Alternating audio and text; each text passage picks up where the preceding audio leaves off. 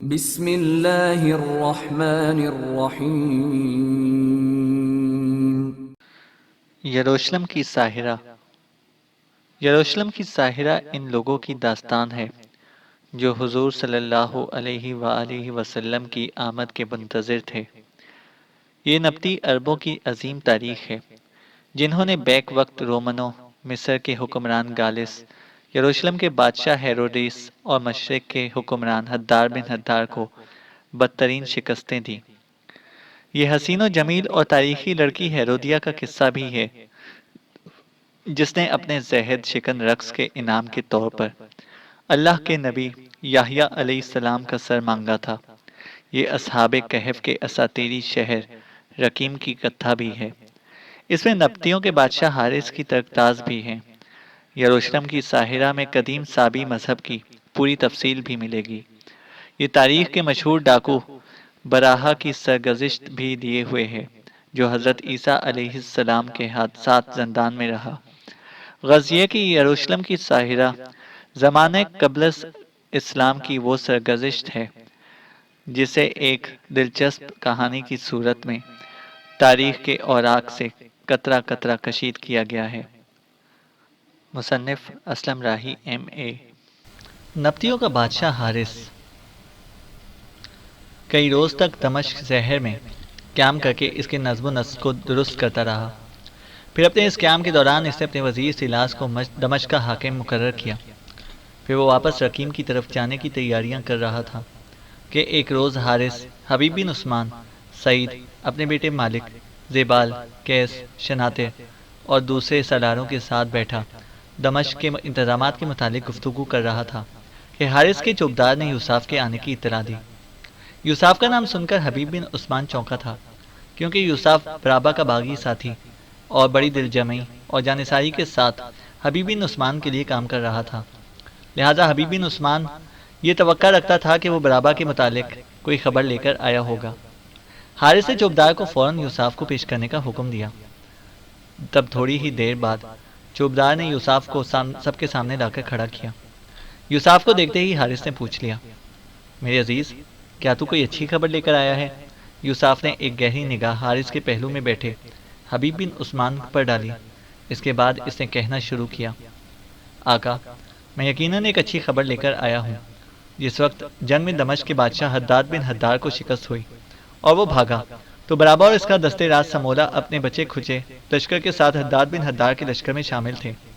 لیکن جب آپ نے حداد بن حدار کے لشکر کا لگاتار تعاقب کیا تب برابا اور سمولا نے جان لیا کہ نبطی تعاقب ترک نہیں کرتے اور دمشق تک ایسا ہی کریں گے۔ تب اپنے ساتھیوں کو لے کر برابا اور سمولا حداد بن حدار کا ساتھ چھوڑ گئے اور انہوں نے مغرب کا رخ کیا۔ برابا اور سمولا کی بدقسمتی کے راستے میں ان کے تقریباً سارے ساتھی ہی ان کا ساتھ چھوڑ گئے، اس لیے کہ انہیں یقین تھا کہ حداد بن حدار کی شکست کے بعد نبطی بادشاہ یقیناً برابا اور اس کے ساتھیوں کا رخ کریں گے اور ان کا خوب قتل عام کریں گے۔ اب برابا اور سمولا کے ساتھ چند گنتی کے آدمی ہیں، یوں سمجھے کہ ان کے ساتھ 4-5 سے زیادہ ان کے جانثار نہیں ہیں جو ان کے محافظ کے طور پر کام کرتے ہیں۔ حداد بن حدار کے لشکر سے نکلنے کے بعد برابا اور سمولا اپنے ان چند محافظوں کے ساتھ لگاتار مغرب کی طرف سفر کرتے رہے۔ میں ان کے پیچھے لگ گیا تھا۔ دراصل میں جاننا چاہتا تھا کہ برابا اور سمولا کہاں پناہ لیتے ہیں۔ اب انہوں نے شہر کے نواح میں ایک سرائے میں قیام کر لیا ہے۔ میں برابا اور سمولا سے ملا نہیں، صرف ان کا تعاقب کیا ہے۔ اس سرائے کو بھی دیکھ کر آیا ہوں جس میں وہ ٹھہرے ہوئے ہیں۔ میرا دل کہتا ہے کہ وہ اس سرائے میں ایک لمبا عرصہ قیام کریں گے، اس لیے کہ برابا اور سمولا کے پاس کافی دولت ہے۔ ان کے گھوڑوں کی خرجینیں نقدی اور قیمتی زیورات اور جواہرات سے بھری ہوئی ہیں۔ میں سمجھتا ہوں کہ ان دونوں سے انتقام لینے کا بہترین وقت یہی ہے۔ بس یہی وہ خبر ہے جو کہنے کے لیے حاضر ہوا ہوں۔ یوساف کی اس گفتگو سے جہاں حبیب بن عثمان کے چہرے پر امیدوں بھری چمک پیدا ہو گئی تھی، وہاں حارث کے علاوہ دیگر سارے لوگ بھی طمانینت کا اظہار کر رہے تھے۔ اس موقع پر حبیب بن عثمان نے حارث کی طرف دیکھتے ہوئے کہنا شروع کیا، میں جانتا ہوں آپ دمشق سے واپس رقیم جانے کا ارادہ کر چکے ہیں۔ میرے خیال میں آپ لشکر کو لے کر رقیم کی طرف کوچ کر جائیں۔ لشکر کا جو حصہ آپ نے سیلاس کی نگرانی میں دیا ہے، اس سے سیلاس یہاں کی بہترین نگرانی کرے گا۔ میں یہاں سے سیدھا شہر کی طرف اس سرائے کا رخ کروں گا جس میں برابا اور سمولا نے قیام کیا ہے۔ میں ہر صورت میں ان سے انتقام لوں گا۔ برابا اور سمولا دونوں کو میں زندہ گرفتار کرنے کی کوشش کروں گا، اس لیے کہ ان سے انتقام لینے کے بعد ہی میں اپنی بصارت سے محروم ماں کی نگاہوں میں سرخرو ہو سکتا ہوں۔ حبیب بن عثمان خاموش ہوا ہی تھا کہ سعید بول پڑا، حبیب میرے بھائی، میں تمہیں اکیلا نہیں جانے دوں گا، اس مہم میں میں تمہارے ساتھ نکلوں گا، مجھے امید ہے کہ تم انکار نہیں کرو گے۔ اگر تم اکیلے گئے تو یاد رکھنا کہ میرے خاندان کے سب لوگ مجھے معاف نہیں کریں گے۔ حبیب بن عثمان اپنے ماموزاد سعید کی گفتگو کا جواب دینا ہی چاہتا تھا کہ حارث بول پڑا، میرے بچوں، یوں صاف بتا چکا ہے کہ برابا اور سمولا کے ساتھ اس کے صرف چند محافظ ہی ہیں، لہٰذا صرف تم دونوں بھائی ان کے تعاقب میں نہیں جاؤ گے، بلکہ اس مہم میں کلیس اور شناتے بھی تمہارے ساتھ ہی جائیں گے۔ اور پھر ان دونوں کی طرف دیکھتے ہوئے حارث نے پوچھ لیا، کلیس اور شناتے، جو کچھ میں نے کہا ہے کیا تم اس کے لیے تیار ہو؟ کیا تم اس مہم کے لیے بخوشی حبیب بن عثمان اور سعید کے ساتھ نکلنا پسند کرو گے؟ حارث کے ان الفاظ کے ساتھ ہی کلیس اور شناتے دونوں کی چھاتیاں تن گئیں۔ پھر کلیس نے بولا، آقا آپ کس قسم کی گفتگو کرتے ہیں؟ اس مہم میں حبیب بن عثمان اور سعید کا ساتھ دینا یوں جانیں ہمارے لیے بڑی سعادت مندی ہوگی۔ حبیب بن عثمان جب بھی یہاں سے کوچ کرنا چاہے گا ہم اس کا ساتھ دیں گے، اور ہمیں امید ہے کہ برابا اور سمولا کو ان کے ساتھیوں سمیت اپنے سامنے زیر کرنے میں کامیاب ہو جائیں گے۔ حبیب بن عثمان نے اس بار براہ راست کلیس اور شناتے کی طرف دیکھتے ہوئے کہنا شروع کیا، کلیس اور شناتے، جو الفاظ تم نے ادا کیے ہیں اس کے لیے میں تم دونوں کا شکر گزار ہوں۔ جنگ کے دوران جو تمہاری کارگزاری تھی اس نے بھی ہمیں بے حد متاثر کیا ہے۔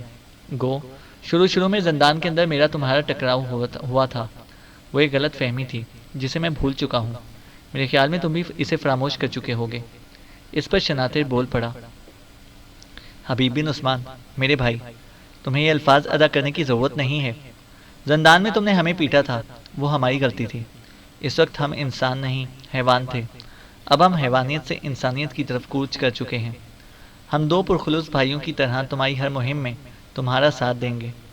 حبیب بن عثمان نے پھر شکر گزار انداز میں ان کی طرف دیکھا اور پھر دوبارہ کہنے لگا، میرے خیال میں تم دونوں کو میرے ساتھ جانے کی ضرورت نہیں ہے، اس لیے کہ جو گزشتہ مہمیں مجھے پیش آئی ہیں اس میں نے اندازہ لگا لیا ہے کہ ایک پراسرار قوت ہر ضرورت کے وقت میری مدد کرتی رہتی ہے۔ مجھے امید ہے کہ وہ قوت جو ماضی میں بھی میری مدد کرتی رہی ہے برابا اور سمولا کے خلاف بھی اچانک نمودار ہو کر میری مدد کرنے پر آمادہ ہوگی۔ حبیب بن عثمان کے ان الفاظ پر کلیس اور شناتے نے ایک گہری نگاہ بائی مالک اور حارث پر ڈالی، اور پھر کلیس بول پڑا، حبیب بن عثمان میرے بھائی، ہر کام امیدوں پر نہیں کیا جا سکتا، ہم دونوں تمہارا ساتھ دیں گے، تمہیں اور سعید دونوں بھائیوں کو اکیلے برابا اور سمولا کے تعاقب میں نہیں نکلنے دیں گے۔ میں اور شناتے دونوں تمہارے ساتھ ہوں گے، اور مجھے امید ہے کہ ہم چاروں مل کر بڑے احسن طریقے سے اس مہم کو سر کر لیں گے۔ حبیب بن عثمان کلیس کی اس گفتگو کا جواب دینا ہی چاہتا تھا کہ اس سے پہلے ہی حارث بول پڑا، ابن عثمان میرے بیٹے، کلیس اور شناتے کو اس کی پیشکش کو نہ ٹھکرانا، ان دونوں کی کارگزاری جنگ میں بڑے اعلیٰ پائے کی رہی ہے، یہ دونوں تمہارے ساتھ جائیں گے، ان کے ساتھ جانے سے مجھے بھی اطمینان رہے گا کہ تم بڑے اچھے طریقے سے اپنی مہم کو سر کر لو گے۔ اس مہم کا سر کیا جانا انتہائی ضروری ہے اور اہم ہے، اس لیے کہ اس مہم کے بعد ہی تمہاری اور اوزال کی شادی کا اہتمام کیا جا سکتا ہے، اور تم دونوں کی شادی میری زندگی کی سب سے بڑی خواہش ہے۔ یوں حبیب بن عثمان نے حارث کے کہنے پر کلیس اور شناتے کی اس پیشکش کو قبول کر لیا۔ دمشق پر نبطیوں کے اس دور حکومت کے دوران موجودہ عیسائیت کا بانی پولس یعنی سینٹ پول نبطیوں کے ہاتھوں گرفتار ہوا۔ نبطیوں نے اسے زندان میں ڈال دیا۔ آخر پولس رسی لٹکا کر اس کے سہارے زندان سے بھاگ نکلا۔ پولس موجودہ عیسائیت کا بانی خیال کیا جاتا ہے، ورنہ شروع میں جب عیسائیت کا آغاز ہوا تو یونانی اور لاطینی مصنف اس مذہب کے خلاف اپنے پورے ہتھیار سنبھال کر اٹھ کھڑے ہوئے تھے، اس لیے کہ لاطینی اور رومنوں کو اس نئے مذہب کے خد و خال اپنے لیے اجنبی معلوم ہوتے تھے، اور وہ اپنے اور نئے مذہب کے درمیان ایک خلا سا محسوس کرتے تھے۔ اس خلا کو اسی پولس نے پر کیا۔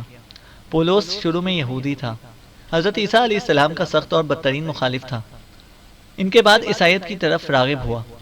اس پولس نے لاطینیوں، یونانیوں اور عیسائیت کے درمیان پل بندی کا انتظار کیا۔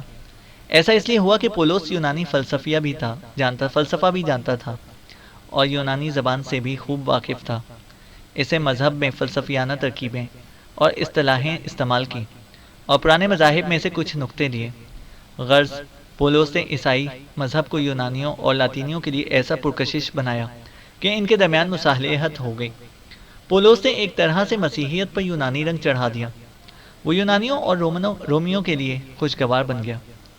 نبطیوں نے پولوس کے گرفتار ہونے، زندان میں ڈالنے، پھر زندان سے بھاگ جانے کو کوئی اہمیت نہ دی۔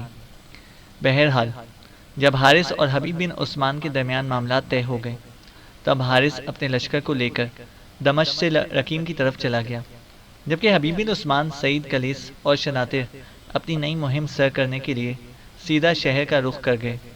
یوساف، جو حبیب بن عثمان کی رہنمائی کرتے ہوئے ان کے ساتھیوں کے آگے چل رہا تھا، سیدھا شہر کے نواح میں ایک سرائے کے قریب رک گیا۔ جب اس نے اپنے گھوڑے کو روکا تو اس کی طرف دیکھتے ہوئے حبیب بن عثمان، سعید، کلیس اور شناطر بھی اپنے گھوڑوں کو روک چکے تھے۔ یوساف کچھ دیر تک اپنے سامنے دکھائی دینے والی ایک عمارت کو دیکھتا رہا، پھر حبیب بن عثمان کی طرف دیکھتے ہوئے کہنے لگا، میرے عزیز، یہ جو عمارت سامنے دکھائی دے رہی ہے، یہی وہ سرائے ہے جس میں برابا اور سمولا دونوں نے اپنے چند محافظوں کے ساتھ قیام کر رکھا ہے۔ میرے خیال میں ہمارا اس سرائے میں قیام کرنا مناسب نہیں ہے۔ پہلے پانچوں کسی دوسری سرائے میں قیام کرتے ہیں، پھر میں اس سرائے کی طرف آتا ہوں، برابا اور اس کے ساتھیوں کا پتہ کرتا ہوں۔ ہمیں سب سے پہلے یہ دیکھنا ہوگا کہ برابا اور سمولا کس وقت سرائے سے باہر نکلتے ہیں۔ آخر وہ دن رات سرائے کے اندر تو نہیں رہتے ہوں گے، گھوڑ دوڑ کے لیے بھی نکلتے ہوں گے، گھومنے پھرنے کے لیے بھی نکلتے ہوں گے۔ میرے خیال میں یہاں وہ اپنے آپ کو کسی خطرے میں نہیں محسوس کر رہے ہوں گے، اس لیے سیدھا شہر کی اس سرائے میں وہ اپنے آپ کو محفوظ خیال کرتے ہوں گے۔ حبیب بن عثمان نے یوساف کی اس تجویز سے اتفاق کیا، پھر اسے مخاطب کر کے کہنے لگا، یوساف میرے بھائی، تم جانتے ہو کہ ہم سب تو ان سرزمینوں میں اجنبی ہیں، تم ان علاقوں سے خوب واقف ہو اور شناسا ہو۔ پہلے ہمیں کسی قریبی سرائے میں لے چلو، وہاں بسیرا کرتے ہیں، اس کے بعد تم برابا اور سمولا پر نگاہ رکھنا۔ یوساف اس کے لیے تیار ہو گیا۔ اس سرائے سے ذرا ہٹ کر وہ آگے بڑھے، ایک دوسری سرائے میں داخل ہوئے، وہاں انہوں نے قیام کر لیا۔ سرما کا موسم چونکہ اپنے عروج پر آ گیا تھا، لہٰذا انہوں نے اپنے گھوڑوں کو استبل میں بندھوانے کے بعد ان کے دانے چارے کا بندوبست کیا۔ پھر وہ چاروں سرائے کے اس کمرے کی طرف چلے گئے جو ان کے لیے مختص تھا۔ چاروں کمرے میں داخل ہو گئے، اندر لگی مسہریوں پر بیٹھ گئے۔ کتا دروازے کے قریب ہو بیٹھا تھا۔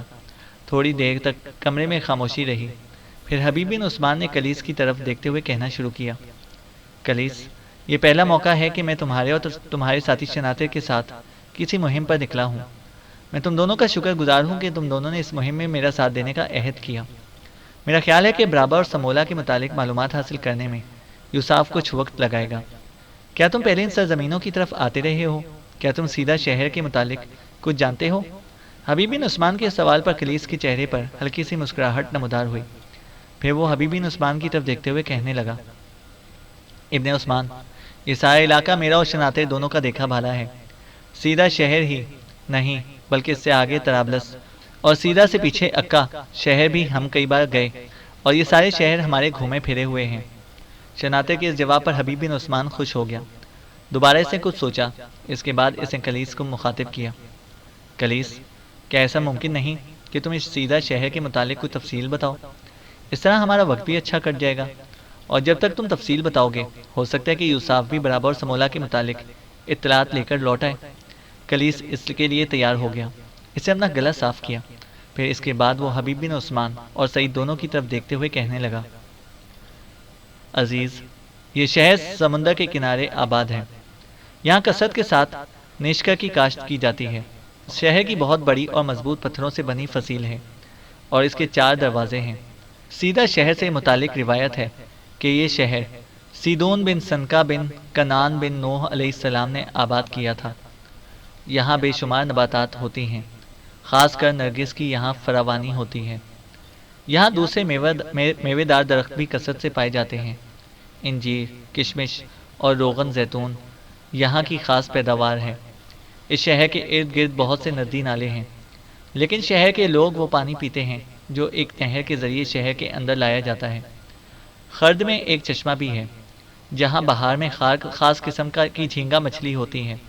یہ مچھلی انگلی کے برابر لمبی ہوتی ہے، لیکن نر مادہ کے اعضائے مخصوص کے باعث الگ پہچان ہو جاتی ہے۔ انڈے رکھنے کے زمانے میں اسے پکڑتے ہیں اور سکھا رکھتے ہیں، پھر اوپر سے کھرچ کر اسے خشک حالت میں کھایا جاتا ہے۔ سیدھا شہر سے دوسرا اہم شہر سور ہے، صرف 6 فرسنگ کے فاصلے پر ہے، جبکہ دمشق سیدھا شہر سے لگ بھگ 22 فرلانگ کے فاصلے پر ہے۔ کلیس جب خاموش ہوا تو سب سے پہلے حبیب بن عثمان نے اسے مخاطب کیا۔ سیدھا شہر کے متعلق تم نے تفصیل بتائی ہے، تو لگے ہاتھوں سور شہر کے متعلق بھی تفصیل بتا دو، اس طرح ہمارا وقت اچھا کٹ جائے گا۔ یوساف کے تو ابھی آنے کے کوئی آثار نہیں ہیں۔ کلیس اس کے لیے بھی تیار ہو گیا۔ دوبارہ اس نے کہنا شروع کیا، عزیزو، جہاں تک سور شہر کا تعلق ہے تو یہ بھی ایک بہت بڑا شہر ہے، یہاں ایک بہت بڑا اسلحہ خانہ ہے۔ سور سمندر کے کنارے، بلکہ یہ کہنا چاہیے کہ سمندر کے اندر کا ایک قلعہ بند شہر ہے، کیونکہ اس میں داخل ہونے کا ایک دروازہ ہے اور اس میں بھی پل اتر کر جا سکتے ہیں، ورنہ اس کے ہر طرف سمندر پھیلا ہوا ہے۔ شہر کے 2 حصے ہیں، ایک پختہ زمین پر آباد ہے، دوسرا یعنی بندرگاہ اس کے آگے توہری فصیل سے گھرا ہوا ہے، جس کی بنیاد تہہ آب ہے۔ اسی بندرگاہ میں ہر رات جہاز آتے ہیں اور پھر ایک زنجیر ان کے پار کھینچ دی جاتی ہے تاکہ رات کی تاریکی میں کوئی دشمن اس شہر پر حملہ آور نہ ہو۔ سمندر کے اندر یہ شہر کچھ اس طرح آباد ہے کہ شہر پناہ صرف 100 گز تک تو خشک زمین پر ہے، باقی حصے کی بنیاد پانی کے اندر سے اٹھائی گئی ہے۔ پتھر تراش کر یہ دیواریں بنائی گئی ہیں اور ان کو سفیدی کے مسالے سے جوڑا گیا ہے کہ پانی ان کے اندر سرایت نہ کر سکے۔ اس شہر میں جتنی بھی سرائے ہیں 5 یا 6 منزلہ ہیں، پانی کے بہت سے فوارے بھی ہیں، بازار نہایت صاف، دولت اور مال کی بڑی فراوانی ہے۔ حقیقت میں شام کے سارے ساحلی شہروں میں سور کی ثروت و قوت مشہور ہے۔ اس شہر کے بازاروں میں قالینوں، پردوں، فانوسوں اور سونے چاندی کی قندیلوں کی کثرت ہے۔ خود آبادی بلندی پر واقع ہے، اس میں پہاڑوں سے پانی لاتے ہیں اور شہر کے دروازے تک نہر کی سہرابیں بنی ہوئی ہیں جن کے اندر سے شہر میں پانی پہنچتا ہے۔ قدیم روایتوں کا کہنا ہے کہ سور ساحل بحر کا بہت اچھا شہر ہے، جس میں جہازوں کے ٹھہرنے کی لنگرگاہ اور چلنے کا مقام بنا ہوا ہے۔ یہ ایک مورچہ بند اور ایک پرانی بستی ہے اور اس کے 3 طرف سمندر محیط ہے۔ مضافات میں ایک بڑی آبادی، لمبی بستی ہے۔ شیشے اور مٹی کی سراہیاں یہاں بہت بنتی ہیں۔ اس کے علاوہ ایک خاص قسم کا سفید کپڑا بھی یہاں بنتا ہے اور پھر ملک برآمد کیا جاتا ہے، جو نہایت باریک اور لاجواب بنا ہوتا ہے۔ قیمت میں بھی گراں ہے، لیکن آس پاس کے ملکوں میں ایسا اچھا کپڑا بمشکل ہی بنتا ہوگا۔ کلیس مزید کچھ کہنا چاہتا تھا کہ اسے رک جانا پڑا، اس لیے کہ عین اسی وقت دروازے پر یوساف نمودار ہوا۔ اسے دیکھتے ہی حبیب بن عثمان اپنی جگہ سے اٹھ کر کھڑا ہو گیا۔ حبیب بن عثمان کی طرف دیکھتے ہوئے سعید، کلیس اور شناتے بھی اپنی جگہوں پر کھڑے ہوئے۔ یوساف اندر آیا، ابھی وہ بیٹھنے بھی نہ پایا تھا کہ حبیب بن عثمان نے اسے مخاطب کر کے پوچھ لیا، میرے عزیز، تو کیا خبر لے کر آیا ہے؟ ساتھ ہی حبیب بن عثمان نے اپنے سامنے اسے بیٹھنے کے لیے کہا۔ وہ چاروں بھی بیٹھ گئے۔ یوساف بیٹھا، پھر کہنے لگا، برابا اور سمولا دونوں اس سرائے میں نہیں ہیں۔ میں جب اس سرائے میں گیا تو پتہ چلا کہ وہ یہاں سے چلے گئے ہیں۔ میں بڑا پریشان ہوا۔ کچھ دیر تک تو میں اندر گھومتے پھرتے جائزہ لیتا رہا کہ شاید مجھ سے کسی نے غلط بیانی کی ہو۔ میں یہ دیکھنا چاہتا تھا کہ شاید ان دونوں نے یہیں کہیں قیام کیا ہو اور مجھے نظر آ جائیں، پر مجھے وہ دونوں دکھائی نہ دیے، جو اس بات کی علامت ہے کہ وہ اب اس سرائے میں مقیم نہیں ہیں۔ یہ جان کر کہ وہ یہاں سے چلے گئے ہیں میں بڑا افسردہ اور پریشان ہوا۔ میں یہ سوچ رہا تھا کہ واپس آپ کو کیا جواب دوں گا۔ میں سرائے سے نکل کر چند ہی قدم گیا تھا کہ وہ دو درپردہ قوتیں جو ہر ضرورت کے وقت آپ کی مدد کرتی ہیں اور انہوں نے میرے ذریعے آپ کے ساتھ رابطہ قائم کر رکھا ہے، ان کا ایک فرد مجھے مل گیا۔ وہ اپنے چہرے کو ڈھانپے ہوئے تھا، ان کا چونکہ مخصوص لباس ہے لہٰذا میں اسے پہچان گیا۔ وہ میرے قریب آیا اور مجھے مخاطب کر کے پوچھنے لگا، اگر میں غلطی پر نہیں تو تم حبیب بن عثمان کے لیے برابا اور سمولا کی تلاش میں ہو؟ جب میں نے اس بات میں جواب دیا تو وہ کہنے لگا کہ پریشان ہونے کی ضرورت نہیں، برابا اور سمولا دونوں تھوڑی دیر پہلے سیدھا شہر سے سور کی طرف کوچ کر گئے ہیں۔ سور میں ان کے جاننے والے ہیں۔ اس کا کہنا تھا کہ شاید اپنی آئندہ زندگی وہ سور شہر میں ہی گزاریں گے۔ اس شخص کا یہ بھی کہنا تھا کہ برابا اور سمولا ابھی دور نہیں گئے۔ آپ لوگ انہیں حاصل کرنا چاہتے ہیں تو ان کا تعاقب کریں، وہ بڑی سست روی سے سور شہر کا رخ کیے ہوئے ہیں۔ اگر آپ تیزی سے ان لوگوں کا تعاقب کریں گے تو اس شخص کا کہنا ہے کہ زیادہ سے زیادہ 150-200 فرسنگ تک آپ انہیں پکڑ سکتے ہیں۔ حبیب بن عثمان یہیں تک سننے پایا تھا کہ اسے ہاتھ کے اشارے سے یوساف کو چپ رہنے کے لیے کہا، پھر اسے مخاطب کر کے کہنے لگا، تم فوراً جاؤ اور سب کے لیے کھانا یہیں لے کر آ جاؤ، میرے کتے کے لیے روٹیاں بھی لے آنا۔ کھانا کھانے کے فوراً بعد ہم یہاں سے کوچ کرتے ہیں۔ میں چاہتا ہوں کہ برابا اور سمولہ اپنے ساتھیوں کے ساتھ سور شہر میں داخل نہ ہونے پائے، راستے میں ہی ہم ان سے ٹکرا جائیں۔ حبیب بن عثمان کے ان الفاظ پر یوسف اپنی جگہ پر اٹھ کھڑا ہوا۔ ابھی وہ دروازے کے قریب پہنچا ہی تھا کہ حبیب بن عثمان نے اسے پھر مخاطب کیا، یوسف رک جاؤ، اس طرح وقت ضائع ہوگا، ہم بھی تمہارے ساتھ ہی چلتے ہیں، کھانا وہیں کھا لیں گے، اس کے بعد سرائے والے کو ادائیگی کرنے کے بعد یہاں سے ہم کوچ کرتے ہیں۔ یوسف رک گیا۔ حبیب بن عثمان، سعید، کلیس اور شناتے چاروں اٹھ کر کھڑے ہوئے۔ اپنا سامان انہوں نے سمیٹ لیا، کمرے سے باہر آئے، کتا ان کے پیچھے تھا۔ بٹیار خانے سے باہر جا کر انہوں نے کھانا کھایا، ادائیگی کی استبل میں داخل ہوئے، اپنے گھوڑوں کو تیار کیا، پھر وہ سرائے سے نکلے اور اس شاہراہ پر سفر کرنے لگے جو سیدھا سے سور کی طرف جاتی تھی۔ حبیب بن عثمان، سعید، کلیس اور شناتے چاروں سور کی طرف جانے والی شاہراہ پر اپنے گھوڑوں کو سرپٹ دوڑاتے جا رہے تھے۔ وہ لگ بھگ 3 فرسنگ سے آگے گئے ہوں گے کہ ایک بار پھر یوسف ان کے پاس آیا اور حبیب بن عثمان کو اطلاع دی کہ برابا اور سمولہ دونوں اپنے مسلح ساتھیوں کے ساتھ صرف آدھا فرلانگ کے فاصلے پر آگے جا رہے ہیں۔ یوسف کی اس اطلاع پر وہ چاروں خوش ہو گئے۔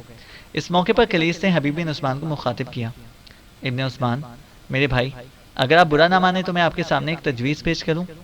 حبیب بن عثمان نے اس کی طرف دیکھا، منہ سے کچھ نہ بولا، اسبات میں گردن ہلا دی۔ تب کلیس پھر بول پڑا، بھائی میرے، جیسا کہ یوسف بتا چکا ہے کہ برابا، سمولہ اور اس کے ساتھی صرف آدھا فرلانگ کے فاصلے پر ہم سے آگے ہیں، میں چاہتا ہوں کہ ہم شاہراہ کو چھوڑ دیں، میں اور شناتے ادھر دائیں جانب سے اور آپ شاہراہ کو چھوڑ کر بائیں جانب سے آگے بڑھیں، اپنے گھوڑوں کو دوڑاتے ہوئے آگے بڑھتے رہیں اور برابا اور سمولہ کی راہ روکتے ہیں، چونکہ اگر ہم پیچھے سے ان کا تعاقب کرتے ہیں تو وہ محتاط ہو جائیں گے اور جان جائیں گے کہ کوئی ان کے تعاقب میں ہے۔ حبیب بن عثمان نے کلیس کی اس تجویز سے اتفاق کیا، پھر انہوں نے شاہراہ کو چھوڑ دیا۔ کلیس اور شناتے شاہراہ کی دائیں جانب سے بڑھنے لگے، جبکہ حبیب بن عثمان اور سعید شاہراہ سے بائیں جانب ذرا سا ہٹ کر گھوڑے دوڑاتے ہوئے آگے بڑھتے رہے۔ کوہستانی سلسلے سے گھری ہوئی ایک کھلی وادی کے اندر برابا، سمولہ اور ان کے تینوں ساتھی داخل ہوئے تھے کہ سامنے کی طرف سے حبیب بن عثمان، سعید نمودار ہوئے۔ اس موقع پر سعید نے حبیب بن عثمان کو مخاطب کیا، میرے عزیز بھائی، کہیں ایسا نہ ہو کہ یہ کلیس اور شناتے بھی ہمارے ساتھ دھوکہ کر رہے ہوں۔ دیکھو، ہم تو پہنچ گئے ہیں لیکن وہ دونوں یہاں نہیں آئے۔ سامنے وہ جو چھوٹا سا مختصر سا قافلہ آ رہا ہے، یہ برابا، سمولہ اور اس کے ساتھی ہو سکتے ہیں۔ میرے بھائی، مجھے یہ بھی خدشہ ہے کہ کہیں آپ کا زندان کے اندر جو کلیس اور شناتے کے ساتھ جھگڑا ہوا تھا، اس کا انتقام وہ یہاں نہ لیں۔ اگر ایسا ہوا تو ہم دونوں کے حق میں یہ بہت برا ہوگا۔ اس موقع پر حبیب بن عثمان کے چہرے پر زہریلی سی مسکراہٹ نمودار ہوئی، پھر وہ مخاطب کر کے سعید کو کہنے لگا، عزیز بھائی، اول تو ایسا ممکن ہی نہیں، مجھے کلیس اور شناتے سے ایسی امید نہیں، کیونکہ وہ کہتے ہیں کہ اب وہ ہم سے مخلص ہیں، اور اگر موت کی اس وادی میں انہوں نے ہمارے ساتھ دھوکہ دہی سے کام لینے کی کوشش کی تو یاد رکھنا کہ وہ قوتیں جو درپردہ میری اور اوزال کی مدد کرتی رہی ہیں، وہ بھی کہیں آس پاس ہی موجود ہوں گی، اور کلیس اور شناتے نے دھوکہ دینے کی اگر کوشش کی تو مجھے امید ہے کہ وہ قوتیں ان دونوں کا خاتمہ کر دیں گی۔ سعید حبیب بن عثمان کی اس گفتگو کا جواب دینا ہی چاہتا تھا کہ اچانک ان کے بائیں جانب کلیس اور شناتے اپنے گھوڑوں کو سر پر دوڑاتے ہوئے نمودار ہوئے۔ ان کے پیچھے پیچھے یوسف بھی تھا۔ حبیب بن عثمان نے پھر سعید کو مخاطب کیا، سعید میرے بھائی، تمہارا اندازہ درست نہیں ہے، دیکھو وہ دونوں آ گئے، ان دونوں کے ساتھ یوسف بھی ہے۔ سعید خاموش رہا۔ کلیس، شناتے اور یوسف تینوں حبیب بن عثمان اور سعید کے پاس آن رکے۔ اتنی دیر تک سامنے سے کی طرف سے برابا اور سمولہ اور اس کے ساتھی بھی آ گئے تھے۔ بالکل قریب آ کر برابا، جو ایک دیو پیکر انسان تھا، اس نے اپنے گھوڑے کی باگیں کھینچ لی۔ سمولہ بھی اپنے گھوڑے کو روک چکا تھا۔ ان دونوں کی طرف دیکھتے ہوئے ان کے ساتھیوں نے بھی اپنے گھوڑوں کو روک دیا۔ تھوڑی دیر تک برابا اور سمولہ بڑے عجیب سے انداز میں حبیب بن عثمان، سعید، کلیس اور شناتے اور یوسف کی طرف دیکھتا رہا، پھر بلند آواز میں انہیں مخاطب کیا، اجنبیوں، تم ہمارے سامنے کیوں آن کر کھڑے ہوئے ہو؟ کیا تم نے ہماری راہ روکی ہے؟ اگر تم نے ایسا کیا ہے تو اپنے حق میں بہت برا کیا ہے۔ حبیب بن عثمان نے اپنے گھوڑے کی پیٹھ تھپ تھپائی۔ اس کے چہرے پر بڑی زہریلی سی مسکراہٹ نمودار ہوئی۔ پھر اس نے اپنے قریب ہی کھڑے یوسف کو مخاطب کیا، یوسف، ذرا دھیمی سی آواز میں بتاؤ کہ ہم کون ہیں۔ یوسف نے ایک بار سامنے دیکھا، پھر اپنے گھوڑے کو مزید حبیب بن عثمان کے قریب لایا، اسے مخاطب کر کے کہنے لگا، ابن عثمان، جس شخص نے ہم لوگوں کو مخاطب کیا ہے یہ برابا ہے، اس کے بائیں جانب اس کا ساتھی سمولہ ہے، باقی 6 محافظ ان کے ساتھ ہیں۔ یوسف کی اس گفتگو سے حبیب بن عثمان خوش ہو گیا۔ ایک بار پھر اس نے اپنے گھوڑے کی پیٹھ تھپتھپائی، کتے کی طرف دیکھا جو برابر حبیب بن عثمان کی طرف دیکھتے ہوئے اپنی دم ہلا رہا تھا۔ پھر حبیب بن عثمان نے برابا کو مخاطب کیا، برابا تمہارا اندازہ درست ہے، ہم نے واقعی تمہاری راہ روکی ہے۔ ہمارا تمہارا ایک پرانا حساب ہے جو بے باک ہونے والا ہے۔ میں چاہتا ہوں کہ جس جگہ ہم کھڑے ہیں پہاڑوں سے گھری اس وادی کے اندر ہم تمہارے ساتھ اپنا حساب بے باک کریں اور اس وادی کو تمہارے لیے موت کی وادی میں تبدیل کریں۔ برابا بد آموز گھوڑے کی طرح بھڑک اٹھا، کہنے لگا، سن مورخ انسان، تو اپنی بصارت، دلیری اور بہادری بھی آزمانے آیا ہے؟ تو کس جگہ ان کوہستانی بیابانوں کے اندر، اور وہ بھی برابا جیسے زہریلے اور خونی مزاج رکھنے والے انسان کے سامنے؟ تو مجھے کوئی بدیشی مسافر لگتا ہے جو میری ذات سے ناآشنا ہے اور اس طرح دھمکی آمیز لہجے میں میرے ساتھ گفتگو کر رہا ہے۔ نوجوان، قضا کو آواز نہ دو۔ مرگ کی اس رصد گاہ میں جب میرے ساتھی معجوب اور پوشیدہ قوتوں کی طرح لاوا اگلنے والے آتش فشاں کی طرح تمہارے خلاف اٹھیں گے تو اے بدآموز اور کمینی ذہنیت کے انسان، تیری حالت میرے ساتھیوں کے سامنے شام کے سایوں اور تباہ کن طوفانوں میں گھر کر نامکمل خاکوں جیسی ہو کر رہ جائے گی۔ میں تمہیں ابھی مشورہ دوں گا کہ یہاں سے دفع ہو جاؤ، ورنہ تیرا اور تیرے ساتھیوں کا انجام سرکٹی لاشوں سے مختلف نہ ہوگا۔ جب تک برابا بولتا رہا، حبیب بن عثمان کی حالت بڑی تیزی سے تبدیل ہوتی جا رہی تھی، یہاں تک کہ وہ زرد آنکھوں والے چیتے کی صورت اختیار کر گیا۔ اس کی پراسرار آنکھوں میں ایسے سمے رقص کرنے لگے تھے جیسے رات کے پچھلے پہر کے کنوارے لمحوں میں بھڑکتے شعلے پیچ و تاب کھانے لگے ہوں۔ اس کی رگیں کھینچ گئیں، چہرہ تانبا ہو گیا۔ پھر وہ بھڑکتی ہوئی آواز میں بول اٹھا، لاریب برابا، تو ایسی ہی بے حمیت زیست کا بدترین اور غلیظ انسان ہے۔ سن بندہ نا آبکار، میں جانتا ہوں تو برابا ہے اور ڈس لینے والے سانپ جیسا زہریلا ہے، پر یاد رکھنا میں بھی نخلستانوں کا رہنے والا ہوں اور میرا باپ ساری عمر مجھے تیرے جیسے سانپوں سے کھیلنے کا فن ہی سکھاتا رہا۔ برابا، تیغ زنی ہم عربوں کو ورثے میں ملتی ہے۔ موت سے ہم لوگ اس لیے نہیں ڈرتے کہ ہمارا خداوند قدوس پر ایمان ہے، اور ہم جانتے ہیں کہ موت کا ایک دن معین ہے، جب وہ آنا ہے تو ٹلنے کا نہیں۔ برابا، میں بھی ننھا بچہ ہی تھا کہ میرے باپ نے میرے ہاتھ میں تلوار تھمائی، تب سے میری تربیت ہوتی رہی۔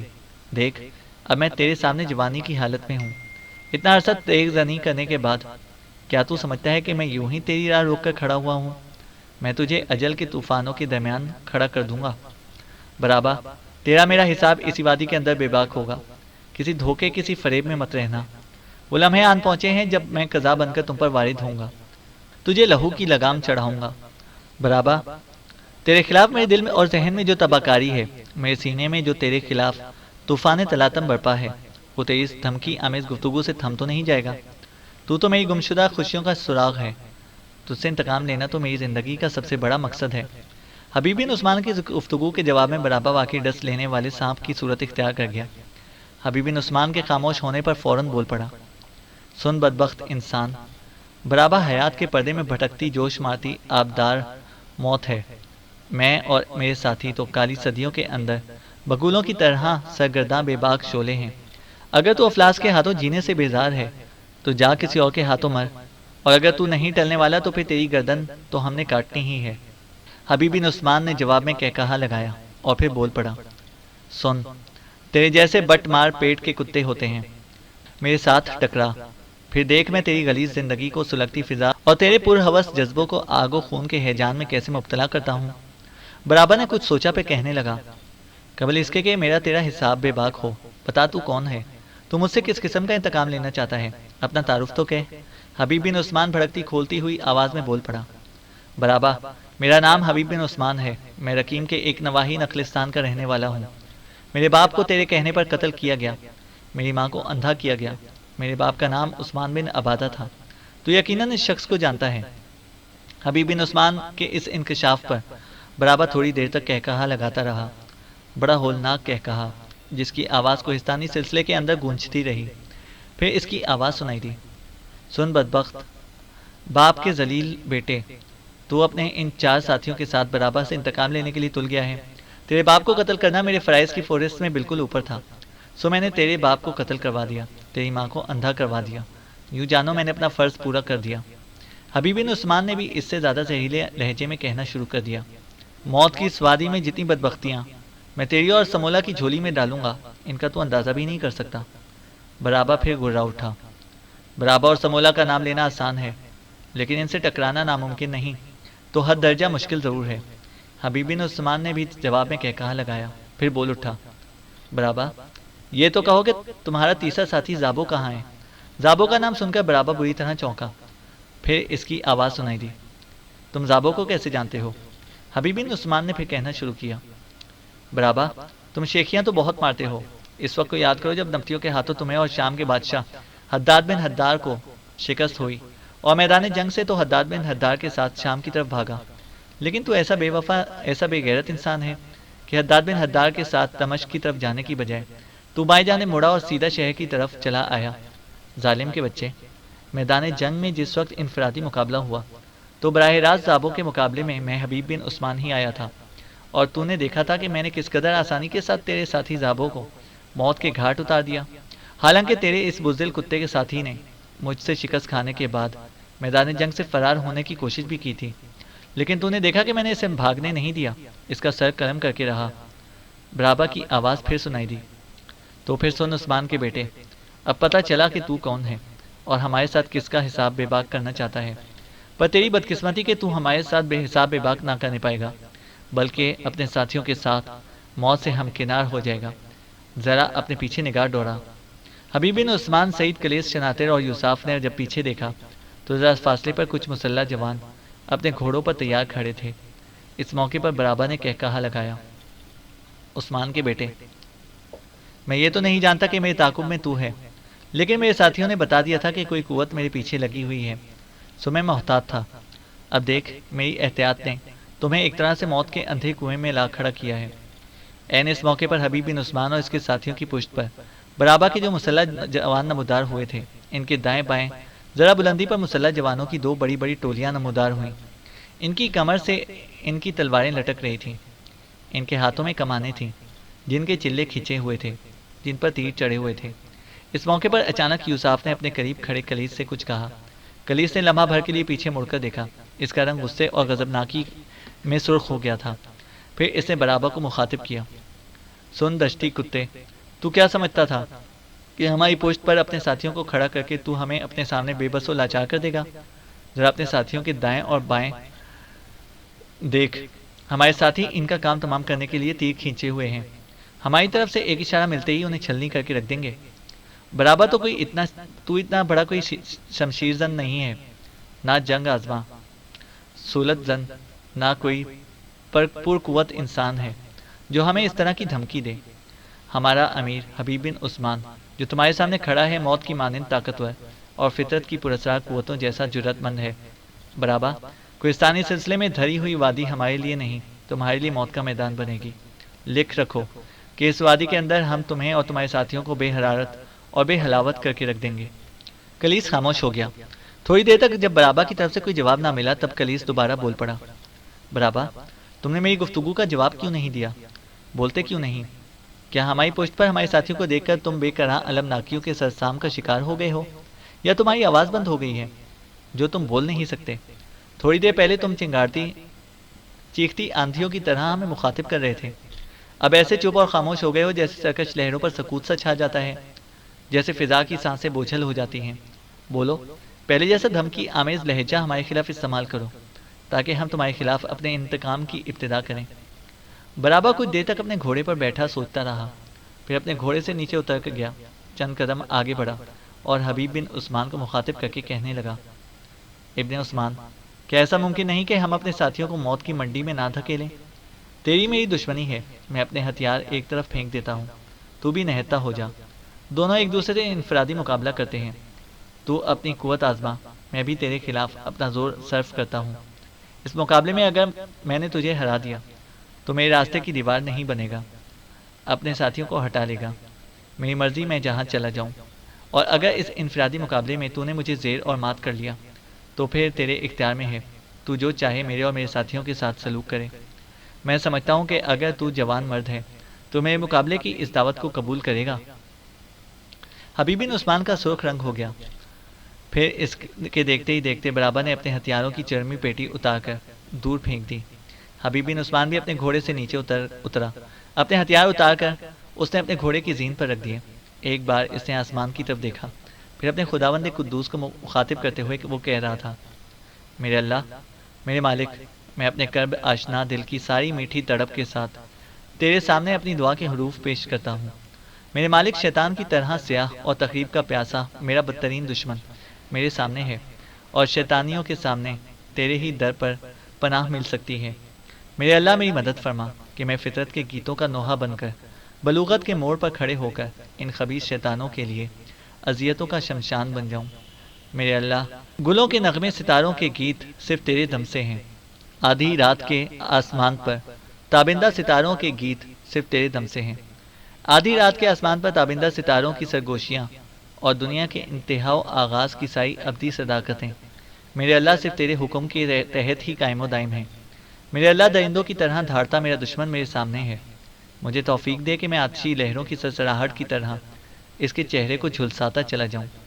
میرے مالک، اس قافلہ ارتقائے انسانی میں صرف آپ کی ذات ہے جس کے سامنے دست طلب دراز کیا جا سکتا ہے. اللہ پاک، آپ ہی بھٹکے قافلوں کی رہنمائی کرنے والے ہیں.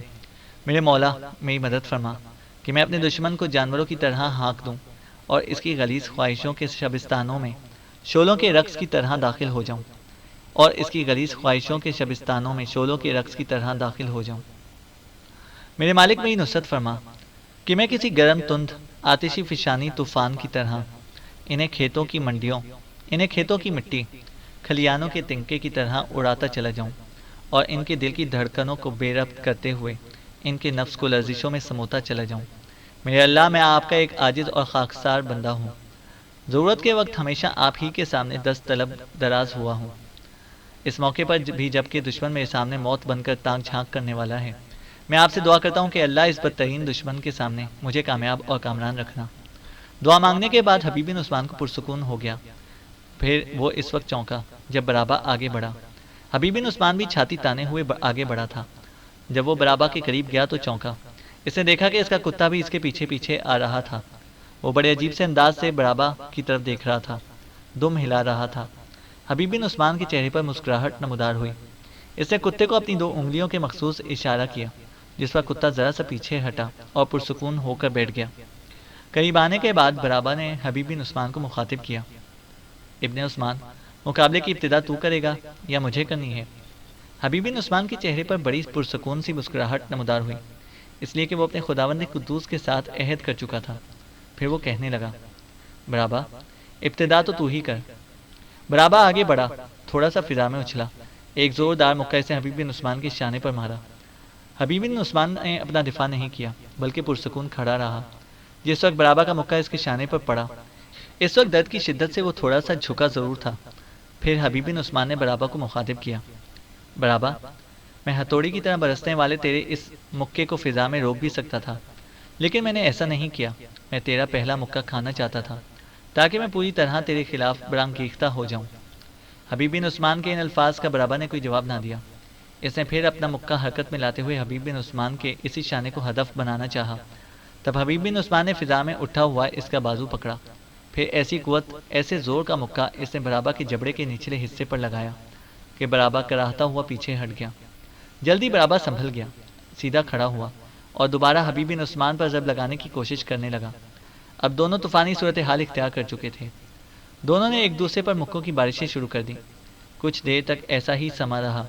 پھر ایک موقع پر حبیب بن عثمان برابا کے برسنے والے مکے کو اپنے بازو پر روکا. پھر دائیں ہاتھ کا زوردار مکہ برابا کے ناک پر اس زور سے مارا کہ برابا بوکھلا سا گیا، چکرا گیا، سر کو جھٹک کر پیچھے ہٹا. جو ہی پیچھے ہٹا، حبیب بن عثمان تیزی سے آگے بڑھا. پہلے سے بھی زیادہ قوت کے ساتھ مکہ اس نے برابا کی گردن کے پچھلے حصے پر مارا. برابا جھک گیا تھا. دوسری جانب حبیب بن عثمان کا کتا وہیں بیٹھا تھا جہاں حبیب بن عثمان نے اسے اشارہ کیا تھا. تاہم زمین پر بیٹھے بیٹھے اس نے اپنے دونوں بازو اپنے سامنے پھیلا رکھے تھے. دم کو بار بار ہلا رہا تھا، ہلکی ہلکی آواز میں گھرا رہا تھا. شاید حبیب بن عثمان کے لیے کوئی پیغام تھا. حبیب بن عثمان نے پھر ہاتھ کے اشارے سے کتے کو اپنا کوئی پیغام دیا، جسے سن کر کتے نے تھوڑی دیر کے لیے تیزی سے دم ہلائی. پھر وہ پرسکون سا ہو گیا. حبیب بن عثمان پھر برابا پر ٹوٹ پڑا.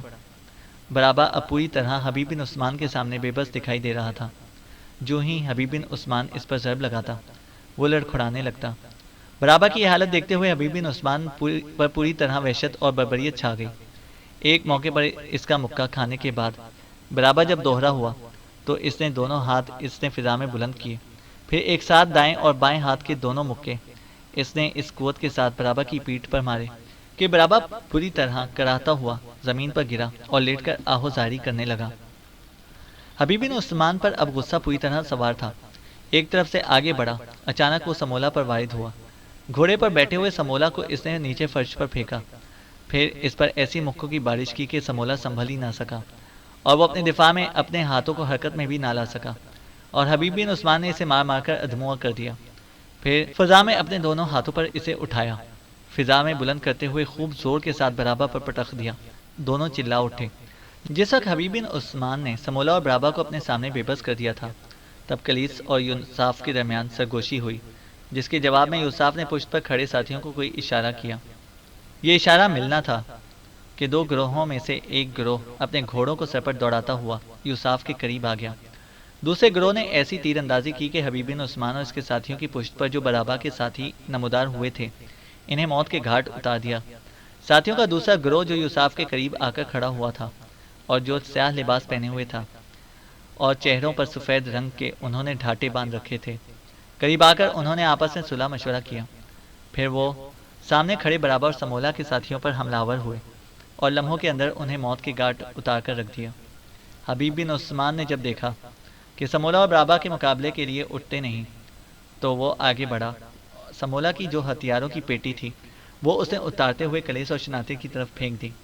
پھر اس نے دونوں پاؤں کی ٹھوکر ماری اور اٹھنے کے لیے کہا۔ برابا اور سمولا دونوں اٹھ کر کھڑے ہوئے۔ کچھ دیر تک بڑی بے بسی سے وہ حبیب بن عثمان کی طرف دیکھتے رہے، پھر ارد گرد کا جائزہ لیا۔ وہ سمجھ گئے تھے کہ ان کے سب ساتھیوں کا خاتمہ کر دیا گیا ہے۔ اس موقع پر برابا نے کپکپاتی ہوئی آواز میں حبیب بن عثمان کو مخاطب کیا۔ حبیب بن عثمان، میں اپنے آپ کو اور اپنے ساتھیوں کو طوفانوں سے طاقتور اور ناقابل تسخیر بگولا سمجھتا تھا، لیکن آج پتہ چلا کہ تم ہم سے بھی زیادہ تند اور تیز طوفان ثابت ہوئے ہو۔ میں یہ بھی دیکھتا ہوں کہ تو نے ہمارے سارے ساتھیوں کا خاتمہ کرا دیا ہے، اب ہمیں زیادہ کیوں تڑپاتا ہے؟ میں جانتا ہوں تو ہم دونوں سے انتقام لے گا اور ہماری گردنیں کاٹے گا، لہٰذا دیر نہ لگا، ہماری گردنیں کاٹ اور اپنے انتقام کی تکمیل کر۔ حبیب بن عثمان کے چہرے پر مسکراہٹ نمودار ہوئی۔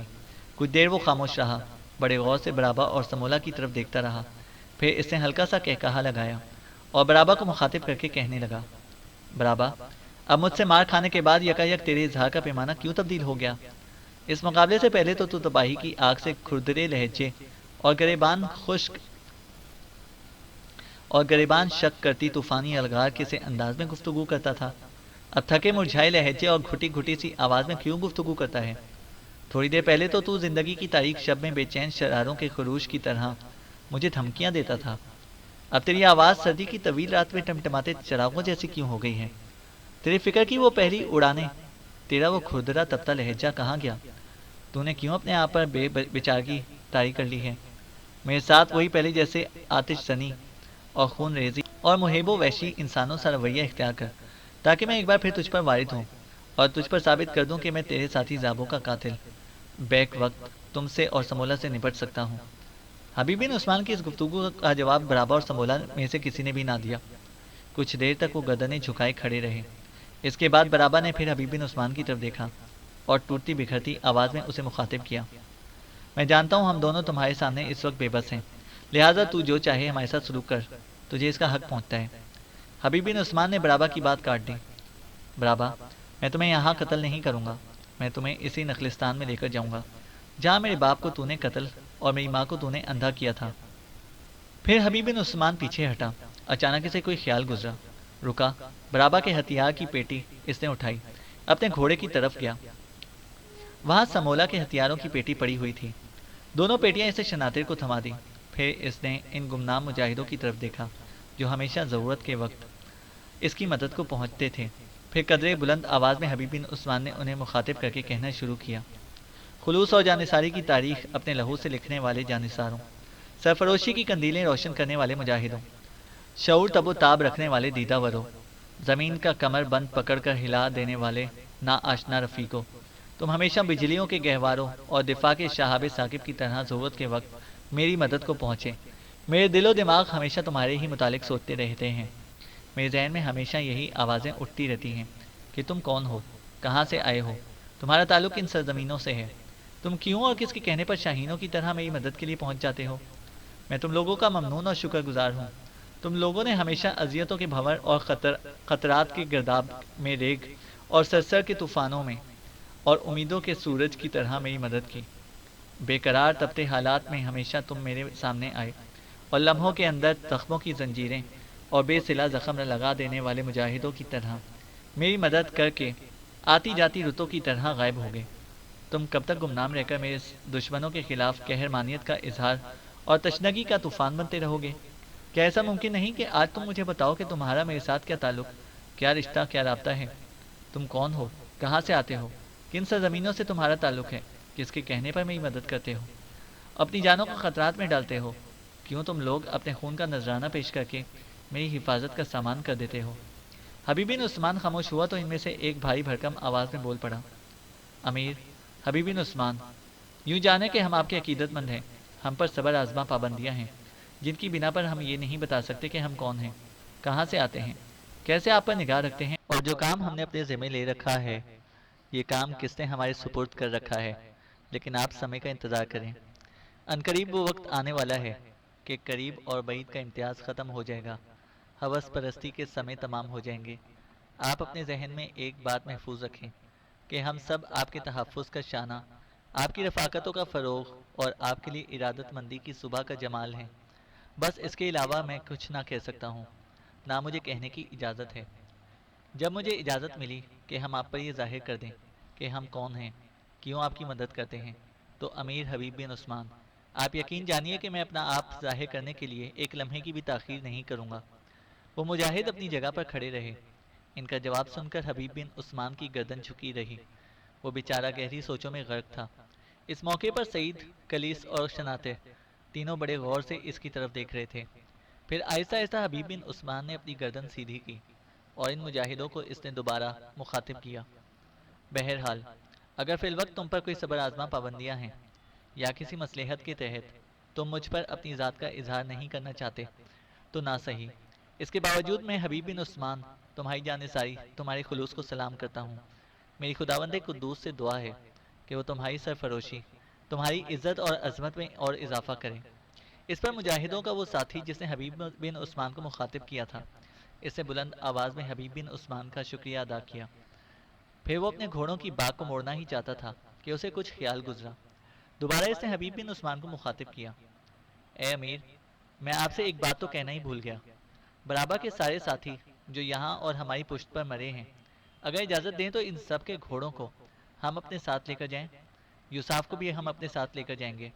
ان سارے گھوڑوں کو یوساف رقیم شہر میں پہنچا دے گا۔ یہ گھوڑے لشکر میں کام آئیں گے۔ میں جانتا ہوں کہ آپ برابا اور سمولا دونوں کو زندہ گرفتار کرنا چاہتے تھے۔ مجھے یہ بھی خبر ہے کہ ان کو لے کر آپ رقیم نہیں، اپنے نخلستان کا رخ کریں گے۔ کہنے والا رک گیا۔ حبیب بن عثمان نے تھوڑی دیر تک شکر گزار انداز میں اس کی طرف دیکھا اور پھر کہنے لگا، تم گھوڑوں کو اپنے ساتھ لے جاؤ، اس طرح ہمارے لیے آسانی ہو جائے گی۔ ان گھوڑوں کو سنبھالنا ہم چاروں کے لیے مشکل ہو جائے گا۔ صرف برابا اور سمولا کے گھوڑے رہنے دو، انہی پر بٹھا کر ہم انہیں ساتھ لے کر جائیں گے۔ حبیب بن عثمان کے ان الفاظ کے ساتھ ہی وہ نوجوان جو اس سے مخاطب ہوا تھا، اس نے اپنے ساتھیوں کو اشارہ کیا، جس پر مرنے والوں کے سارے گھوڑوں کو انہوں نے ہانک لیا۔ سمولا اور برابا کا گھوڑا وہیں رہنے دیا گیا۔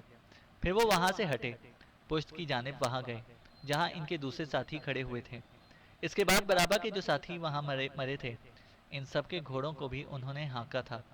اس کے بعد وہ کوہستانی سلسلے کے اندر حبیب اور اس کی نگاہوں سے اوجھل ہو گئے۔ ان سب کے جانے کے بعد حبیب بن عثمان برابا اور سمولا جو اپنی جگہ بے بس اور لاچار اور مجبور کھڑے تھے، ان کی طرف مڑا۔ انہیں مخاطب کر کے کچھ کہنا ہی چاہتا تھا کہ برابا نے اسے مخاطب کیا، ابن عثمان، میں جانتا ہوں کہ تو ہمیں زندہ نہیں چھوڑے گا، ہم سے اپنا انتقام ضرور لے گا، پر اس انتقام کو لینے میں تم دیر کیوں کرتے ہو؟ اپنی تلوار بے نیام کرو اور ہماری گردنیں کاٹ کر ہمیں انتظار کی اذیت سے آزاد کر دو۔ حبیب بن عثمان نے ہلکا سا کہا لگایا، پھر برابا کو مخاطب کیا، برابا، میں سمجھتا تھا کہ تم بڑے صابر اور دلیر شخص ہوگے، لیکن تم تو مجھے لومڑی کی طرح بزدل دکھائی دے رہے ہو۔ زندگی بھر تم لوگوں کا قتل عام کرتے رہے، لوٹ مار تمہارے بائیں ہاتھ کا کھیل تھا۔ اب جبکہ وقت تمہارے کارناموں کو تم پر ہی دہرانے لگا ہے، جو کھیل تم ماضی میں کھیلتے رہے ہو وہی کھیل تمہارے ساتھ کھیلا جانے لگا ہے، تو بے صبری کا اظہار کیوں کرتے ہو؟ تحمل سے کام لو۔ جس اذیت، جس عذاب سے تم دوسروں کو گزارتے رہے ہو، اس عذاب سے تم بھی صبر کے ساتھ گزرنا۔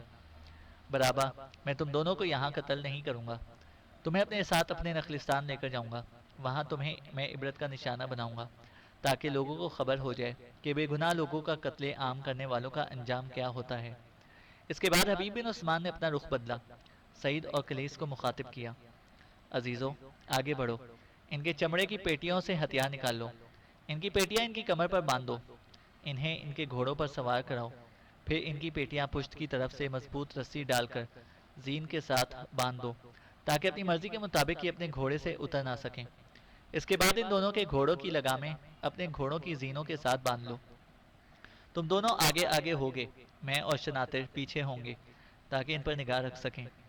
ان الفاظ کے ساتھ ہی سعید اور کلیس بڑی برق رفتاری سے حرکت میں آئے، برابر اور سمولا کی دونوں کی چرمی پیٹیاں اٹھائیں، انہیں اسلحے سے محروم کیا، پیٹیاں ان کی کمر سے باندھیں، دونوں کو گھوڑوں پر بٹھایا، پشت کی جانب سے ان کی پیٹیوں میں رسی ڈال کر زین کے ساتھ کس کر باندھ دی گئی۔ پھر ان کے گھوڑوں کی لگامیں سعید و کلیس نے اپنے گھوڑوں کی زینوں سے باندھ لی، اپنے گھوڑوں پر سوار ہوئے اور ہانک دیا۔ اس طرح آگے آگے سعید و کلیس برابا اور سمولا کو لے کر چلے، ان کے پیچھے پیچھے نگرانی کے لیے حبیب بن عثمان اور شناتر ہو لیے۔ تھوڑا آگے جا کر اچانک برابا کو کچھ خیال گزرا، مڑ کر پیچھے دیکھا اور حبیب بن عثمان کو مخاطب کر کے کہنے لگا، ابن عثمان، تم نے حماقت کا ثبوت دیا ہے، تم خود ہماری رہائی کا سامان کر رہے ہو۔ راستے میں میرے ادھر ادھر بکھرے ہوئے ساتھی جب یہ خبر پا گئے کہ تم نے مجھے اور سمولا کو گرفتار کیا ہے، تو یاد رکھنا وہ تم پر ایسے انداز میں حملہ آور ہوں گے کہ تم سب کو خون میں نہلا دیں گے۔ اس لیے ابھی موقع ہے، مجھے اور سمولا کو چھوڑ دو، اپنی راہ لو، نہ ہم تم سے کوئی غرض رکھتے ہیں، نہ تم ہم سے کوئی تعارض کرنا۔ رہی بات انتقام کی تو اسے بھول جاؤ، جو کچھ ہونا تھا ہو چکا، اس لیے کہ اگر ہم نے تمہارے باپ کو قتل کیا اور تمہاری ماں کو بصارت سے محروم کیا تو تم یہ نہیں سوچتے کہ تم نے ہمارے کتنے آدمیوں کو موت کے گھاٹ اتار دیا۔ کیا یہ بات انتقام لینے سے کم تو نہیں ہے؟ حبیب بن عثمان برابا کی اس بات کا کوئی جواب دینا ہی چاہتا تھا کہ اس سے پہلے ہی کلیس مڑا اور غراتے ہوئے لہجے میں اس نے برابا کو مخاطب کیا، برابا تم بکتے ہو، اول تو تمہارا کوئی بکھرا بھٹکا ہوا ساتھی ہم پر حملہ ہونے کی جرت نہیں کرے گا۔ اس کے باوجود ایک بات یاد رکھنا کہ اگر تمہارے کسی گروہ نے ہم پر حملہ آور ہونے کی کوشش کی تو یاد رکھنا کوہستانی سلسلے کے اندر وہ درپردہ لوگ جو اچانک ہماری مدد کو پہنچے تھے، وہ قدم قدم پر لمحہ بلمحہ ہم پر نگاہ رکھیں گے اور ہماری حفاظت کا انتظام کریں گے۔ یاد رکھنا وہ ہمارے لیے ہمارے راستوں کو صاف کرتے چلے جائیں گے۔ وہ ایسے مجاہد ہیں کہ ہماری پاسبانی ہماری حفاظت کے لیے اپنے خون کا آخری قطرہ تک بہا سکتے ہیں۔ میں تمہیں یقین دلاتا ہوں کہ اس کوہستانی سلسلے میں رقیم شہر کے نوائی نخلستانوں تک تمہاری کوئی بھی قوت نہ ہمارے سامنے آئے گی، نہ ہمارا راستہ روکنے کی جرت کر سکے گی، اس لیے کہ پوشیدہ رہ کر ہماری حفاظت کرنے والے مجاہد ایسی ساری قوتوں کا صفایا کرتے چلے جائیں گے۔ اب بولو تم کیا کہنا چاہتے ہو؟ برابا نے جواب میں کچھ بھی نہ کہا، سفر خاموشی سے جاری رہا۔ چینل کو سبسکرائب کریں اور بیل آئیکن کو پریس کریں تاکہ ہماری ہر اپڈیٹ آپ کو بر وقت مل سکے۔